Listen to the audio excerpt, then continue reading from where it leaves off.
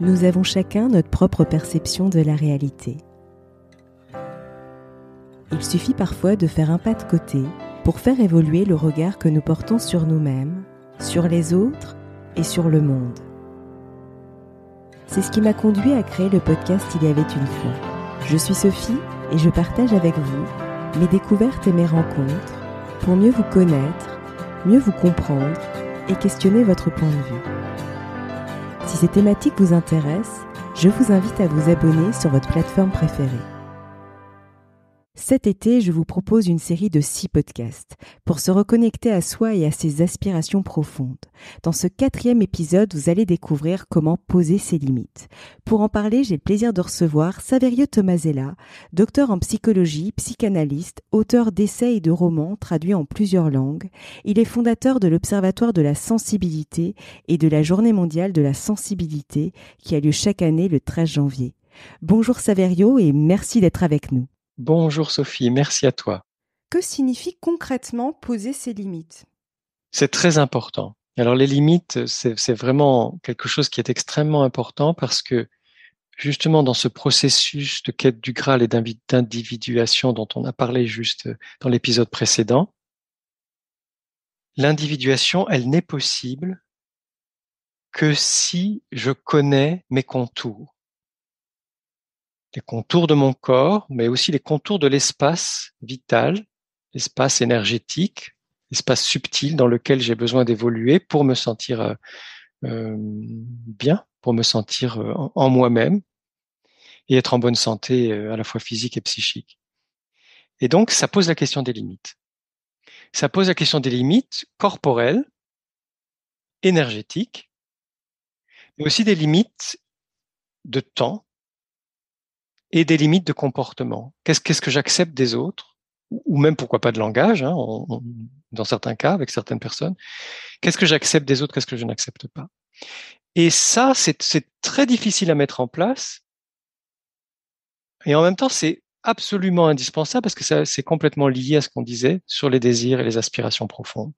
Si je ne définis pas mes limites, je ne peux pas exister en tant que tel, je ne peux pas définir précisément quels sont mes désirs profonds et mes aspirations. Donc, par exemple, les limites corporelles. L'enfant est collé à sa mère ou à son père. C'est comme ça parce que c'est nécessaire. L'enfant a besoin d'être porté, langé, nourri, mais surtout porté. Et on voit bien dans les traditions anciennes qui perdurent dans certaines communautés ou dans certaines régions du monde, les mamans portent leur bébé avec un tissu autour de leur corps. C'est-à-dire qu'il y a ce contact pendant 2 ans, 3 ans parfois, 2 ans, disons. C'est très long. Le bébé est vraiment en contact avec son père et sa mère. Et dans d'autres traditions, les pères portent leurs enfants à peu près jusqu'à l'entrée à l'école primaire. C'est-à-dire qu'ils sont très physiques. Il y a un contact physique. Ce qui fait que l'enfant, à partir de, on va dire, 5, 6, 7 ans, a besoin d'apprendre que c'est fini cette espèce de collage. C'est pas une vraie fusion, mais c'est tout de même une très grande proximité avec les deux parents. Que c'est fini. Et justement, de comprendre qu'il ou elle est capable d'aller acheter du pain, de faire des choses seul, réfléchir, prendre sa douche, faire sa toilette, s'habiller, manger, etc. Et donc se déterminer par soi-même. Et quand on devient adulte, il y a des reliquats de cette période de l'enfance avant qu'on sache quelles sont vraiment nos limites et que nous sommes séparés des autres. C'est-à-dire que nous vivons encore psychiquement dans l'illusion que nous pouvons être un peu mélangés avec d'autres. Alors évidemment, on préfère se mélanger avec des personnes qu'on apprécie, donc des personnes de la famille, des amis, la relation amoureuse. Donc, bien sûr que dans les échanges de tendresse, d'affection, pour tout ce qui est des relations non amoureuses, il y a une proximité plus grande. Et dans les relations intimes et sexuelles de la relation amoureuse, il y a une proximité encore plus grande. Donc, il ne s'agit pas de dire que on est tout le temps séparés, même si du point de vue psychique et existentiel, on est tout le temps séparés. Mais dans la réalité des faits, les limites vont se superposer, on va dire, du point de vue physique. Et néanmoins, Même dans une relation amoureuse, on a besoin de définir clairement ce qui nous concerne, ce qui nous correspond, et ce qui concerne l'autre, ce qui correspond à l'autre. Donc c'est un jeu difficile de poser des limites. Pourtant, c'est absolument indispensable. Et donc c'est important de repérer de quoi j'ai besoin moi, et ça peut changer d'un jour à l'autre, d'une période à l'autre, d'une personne à l'autre, de quoi j'ai besoin moi là. Quel est l'espace dont j'ai besoin avec l'autre? Il y a des personnes qui viennent trop près de vous, hein, que vous les connaissiez ou que vous les connaissiez pas, elles viennent trop près de vous. Ben, vous faites un peu en arrière. C'est de sentir ce qui est juste à ce moment-là pour moi. Puis il y a des moments, quand on est très proche d'une personne de sa famille, on peut accepter qu'elle soit proche physiquement, mais si on est dans un différent, surtout si c'est un différent important et profond, on peut ne pas forcément avoir envie que cette personne nous colle. Parce que c'est congruent, parce que c'est à ce moment-là, on a besoin d'être en harmonie. On parle beaucoup d'être aligné. Ben voilà, c'est une forme d'alignement. Il y a des moments où on n'a pas envie d'être proche des autres, et d'autres moments où on peut l'être.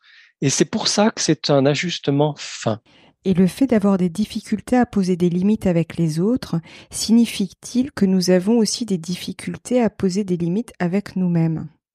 Oui, tout est lié. Tout est lié parce que nous avons une façon d'être en relation, un modèle relationnel, un schéma relationnel, tout ça, on peut le dire comme on veut. Nous avons une façon d'être en relation avec nous-mêmes qui va être le modèle de notre relation avec les autres, et vice-versa, parce que c'est dans les deux sens. C'est-à-dire que si nous jugeons les autres, nous avons tendance à nous juger. Ou si nous nous jugeons beaucoup, nous avons tendance à juger les autres, par exemple. Si nous sommes tolérants avec nous-mêmes, nous avons beaucoup plus tendance à être tolérants avec les autres. Si nous sommes patients avec les autres, nous sommes patients avec nous-mêmes. Euh, J'appelle ça la loi de réplication ou de duplication. C'est-à-dire qu'en fait, tout ce que je m'inflige ou tout ce que je m'accorde, parce que ça peut être dans un sens ou dans l'autre, tout ce que je m'inflige ou tout ce que je m'accorde, je l'inflige ou je l'accorde aux autres. C'est comme ça. Et effectivement, c'est important de réfléchir à cette question des limites dans les deux types de relations. La relation que j'ai avec moi-même, la relation que j'ai avec les autres. Et parfois, c'est en repérant le manque de limites que je pose aux autres que je peux repérer le manque de limites que je me pose à moi-même. Par exemple, je vais prendre un exemple très personnel, mais c'est important. J'ai mal au dos. Et j'ai mal au dos parce que je suis trop souvent assis. Donc, je sais, et je le fais de plus en plus parce que au bout d'un moment, le corps me rappelle à l'ordre. Je sais que je dois me lever souvent, que je dois faire des mouvements, que je dois faire des mouvements d'assouplissement, des mouvements de musculation, mais aussi des mouvements de relaxation, etc., pour détendre mon dos. Comme je suis un gros travailleur, pour des raisons qui sont liées à mon histoire, à mon éducation, à mes parents, etc., et malgré toutes les années de thérapie, je reste un gros travailleur, mais j'ai fait beaucoup de progrès. Je travaille moins qu'avant. Eh bien, mon dos va se rappeler à moi. Je vais avoir mal. Et j'ai beau aller voir l'ostéopathe, c'est que je ne pose pas suffisamment de limites dans mon travail, dans le temps passé devant l'ordinateur. Et donc, je ne me respecte pas assez. On parlait du respect, hein, c'est pareil. La limite et le respect, c'est complètement lié. Et donc, si je n'arrive pas suffisamment à me respecter, à m'écouter pour poser des limites de temps de travail devant l'ordinateur, ça va être pareil quand je réponds à des messages, à des mails, ou quand quelqu'un me sollicite. Je ne vais pas j'ai la même difficulté à dire non ou à dire ça n'est pas le moment ou dire stop, là j'ai besoin d'une pause parce que je ne sais pas d'abord le faire avec moi-même. Donc ça, c'est un exemple tout simple, parce que le mal de dos, je pense que tout le monde peut comprendre, et être assis devant un ordinateur aussi. C'est un exemple tout simple, mais c'est dans tous les domaines de notre existence que c'est comme ça. La limite que nous n'arrivons pas à poser avec nous-mêmes ou pour nous-mêmes, nous aurons beaucoup de difficultés à la poser avec les autres, pour nous-mêmes avec les autres.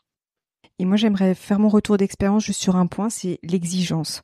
Moi, par exemple, je suis extrêmement exigeante avec moi-même, mais là, de nouveau, quand on est très exigeant avec soi-même, bah, en fait, les personnes autour de nous, notamment au travail, seront extrêmement exigeants avec nous-mêmes. Enfin, et ça, je l'ai vécu. Et en fait, plus on s'en demande à soi-même, plus l'extérieur nous en demande aussi. Mais en fait, ce n'est qu'un effet miroir, en fait, finalement. Donc, oui. Et c'est aussi quelque part une part d'irrespect de soi-même ou de manque de tolérance vis-à-vis de soi-même, de s'en demander toujours plus. Parce que moi, je m'en demande, par exemple, toujours plus, encore plus. Et parfois, je me dis, tu te calmes un petit peu. Oui, c'est un très bon exemple aussi parce que ça demande de trouver la bonne limite, de ne pas s'en demander toujours plus, de demander ce qui est possible dans une progression euh, que je vais dire saine, une progression juste, mais pas dans une espèce d'acharnement Exactement. à vouloir toujours plus, toujours mieux, etc. Et j'en profite pour donner un autre exemple parce qu'il va aussi beaucoup parler.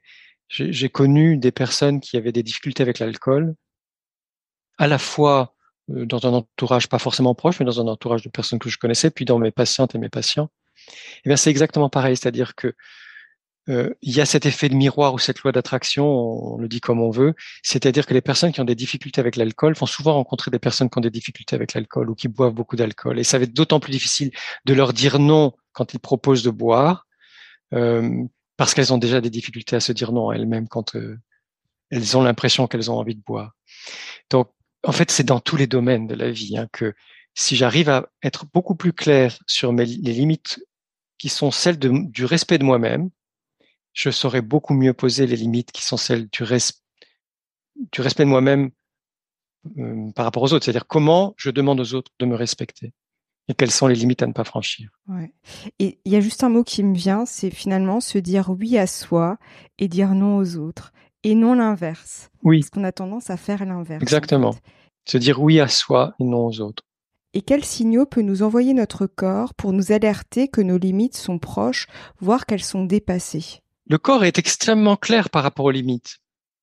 Le corps est extrêmement clair, c'est-à-dire qu'on va se sentir envahi, on va sentir un trop plein ou un trop quelque chose, on va sentir un excès, on va sentir un empiètement, une intrusion ou une saturation, c'est-à-dire un ras-le-bol. C'est une image très juste, c'est ras-le-bol. La coupe est pleine, la goutte qui fait déborder le vase, c'est tout ça.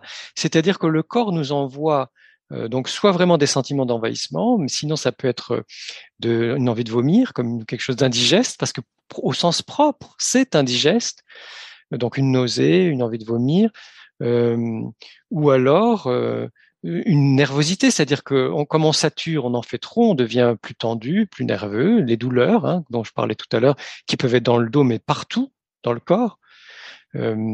Donc le corps va envoyer des signaux très clairs. Ça peut être aussi vraiment de la fatigue, du tremblement, même des tremblements qui ne sont pas des tremblements de peur, mais quand on a trop travaillé, parfois c'est les mains qui tremblent. Le froid, encore une fois, la chaleur c'est vital, le froid c'est le contraire. Euh, et puis si on vraiment on respecte pas assez ses limites, ça devient la lassitude, l'épuisement, le harassement, puis le burn-out. Ça, en fait, ça vient vraiment, ça nous invite finalement aussi à nous écouter. En fait, on en revient de nouveau à ça, à écouter en fait Oui, ses sensations corporelles, ses ressentis, etc. oui. Et dans la question des limites, c'est s'écouter tout le temps. Parce que un mal de dos devant l'ordinateur peut arriver. Et moi, je sais que si je m'arrête suffisamment tôt, il va pas s'installer. Eh bien, c'est pareil, une personne qui vous envahit, vous le sentez très vite qu'elle vous envahit. Et si vous la laissez faire, elle continue à vous envahir. Exactement. Et en quoi poser ces limites peut nous permettre d'instaurer une meilleure communication avec notre entourage, quel qu'il soit familial, amical ou professionnel? S'écouter, se respecter, connaître ses désirs, poser ses limites, tout ça est lié. C'est-à-dire qu'à partir du moment où je suis capable de sentir, avant même de poser des limites, je dois sentir. Là, quelle est la limite pour moi? La limite en physique, en temps, en espace, en énergie et dans le comportement, les attitudes ou les discours des autres, ce qu'ils disent. Et donc j'en profite pour dire qu'effectivement, il y a des mots qu'on n'a peut-être pas envie d'entendre tout le temps, euh, ou des expressions qu'on trouve soit racistes, soit homophobes, soit misogynes, soit euh, euh, irrespectueuses du corps, enfin, ou irrespectueuses des croyances religieuses des uns ou philosophiques des uns et des autres. Donc on peut très vite dire non, ça moi non. Ça alors là, c'est pas possible. À partir du moment où je suis clair sur toutes les limites qui sont importantes pour moi, déjà je vais me sentir mieux, je vais être plus à l'aise, je vais plus m'écouter, je vais être beaucoup plus dans l'expression de mon désir, de ma personne profonde, et puisque c'est une question de respect et d'écoute, je vais avoir la même attitude par rapport aux autres. Leur permettre de s'écouter, de se respecter, d'exprimer leurs désirs, de poser leurs limites et de vivre dans une forme d'authenticité respectueuse euh, et, et féconde. C'est-à-dire que si je respecte l'autre et en plus que je respecte son désir et ses limites, ben, je vais favoriser une bien meilleure communication et des relations de bien plus grande qualité.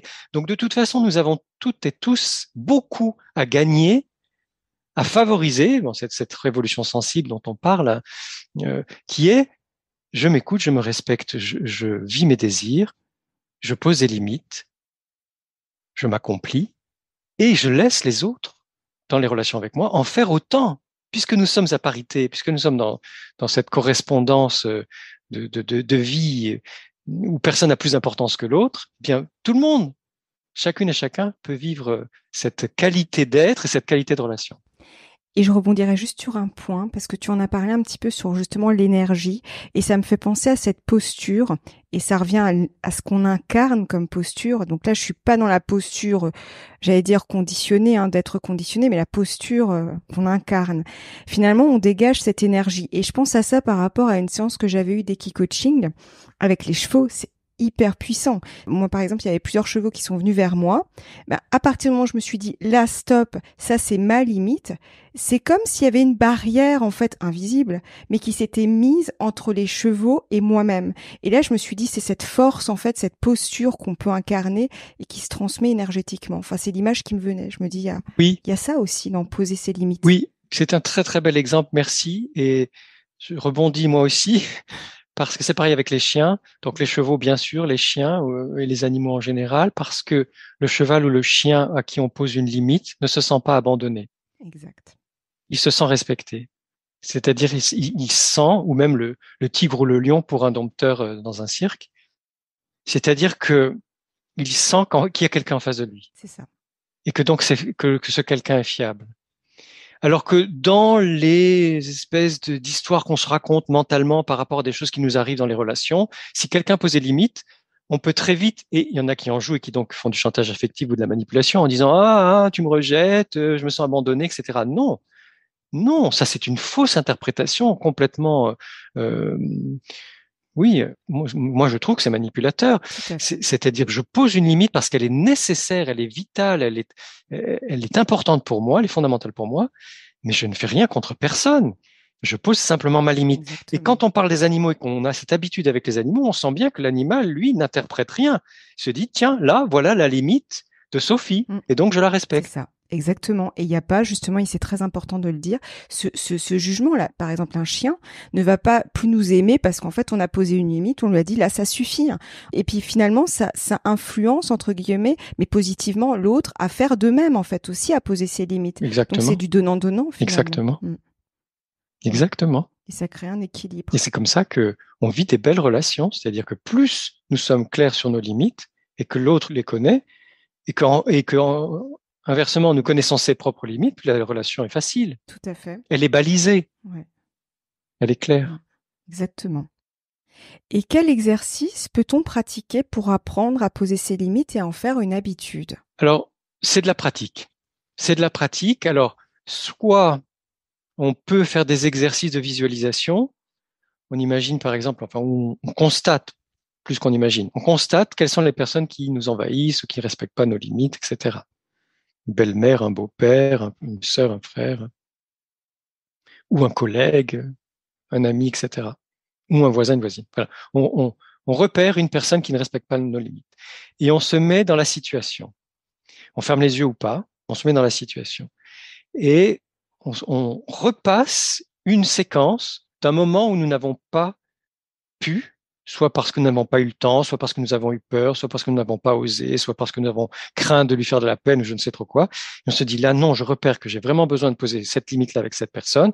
Donc on repasse la séquence comme un comédien qui travaille un rôle, un personnage.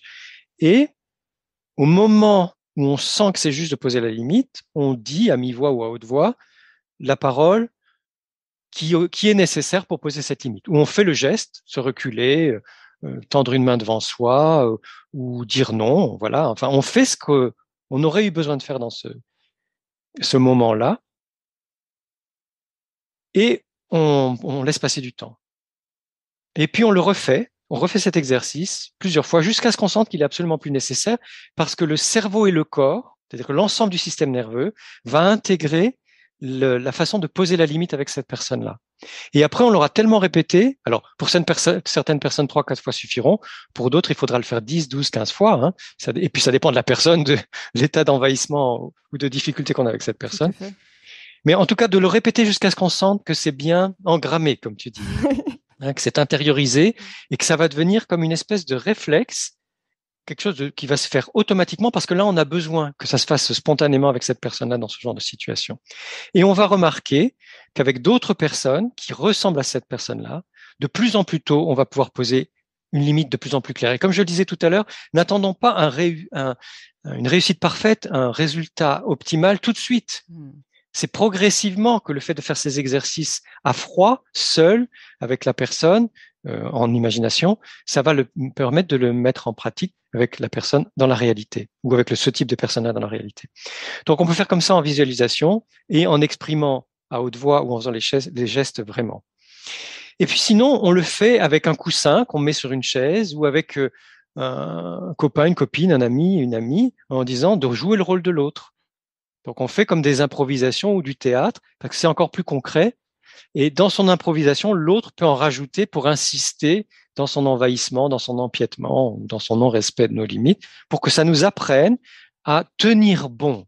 Ce qui compte, parce qu'il y a des personnes qui ont beaucoup de mal à accepter les limites qu'on leur pose, c'est de tenir bon, parce que c'est ma limite, je sens que c'est juste, c'est nécessaire pour moi, c'est vital, donc je tiendrai bon jusqu'à ce que la personne accepte.